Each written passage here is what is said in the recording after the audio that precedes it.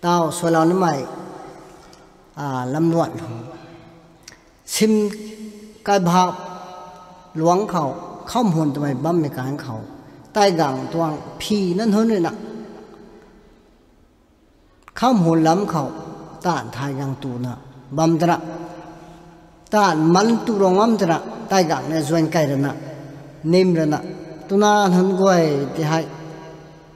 tai gẳng cái khẩu thêm gẳng đầu ra không hồn lên doanh ta nè tai gẳng cái quay nè xoay lâu bị lù xoay lâu bên thang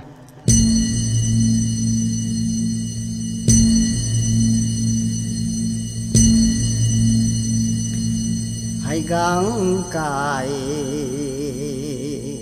hãy gắng cài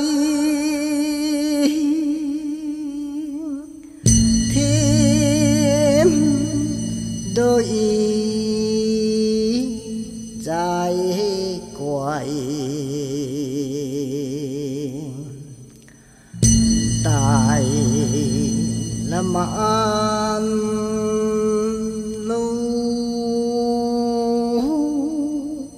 hê răng hiền bám phiền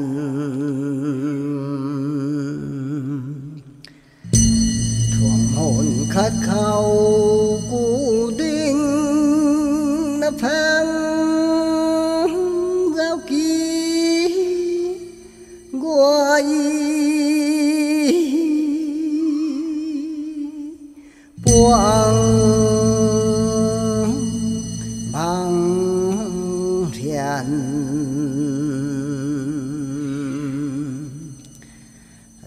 tại làm ăn lu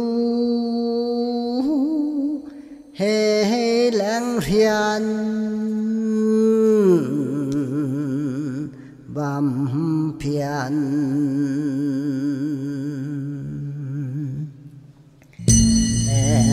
tại lăng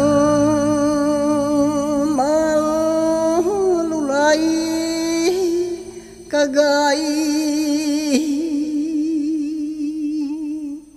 cả nào hề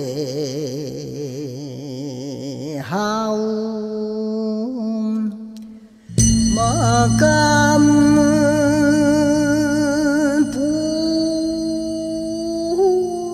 nâng bám ham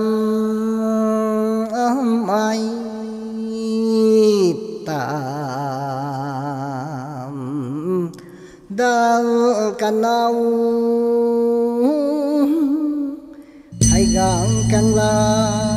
cái đi hậu tăng thôi mang gầy cái đại thu phèn gang giao kỳ phùng lộ ai diên mai sung năng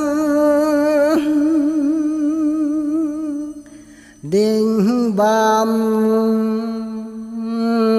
dạo lão mấy lòng mang gầy đau